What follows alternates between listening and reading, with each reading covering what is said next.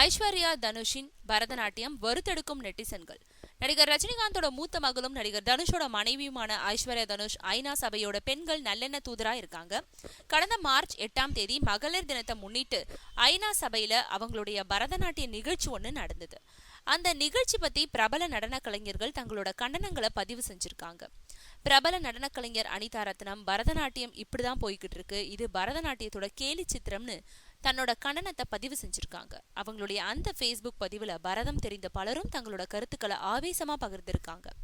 ட்விட்டர்ல ஐநா சபையில் பரதநாட்டியத்தின் பரிதாப நிலைன்னு அனிதா ரத்னம் பதிவிட்டிருக்காங்க.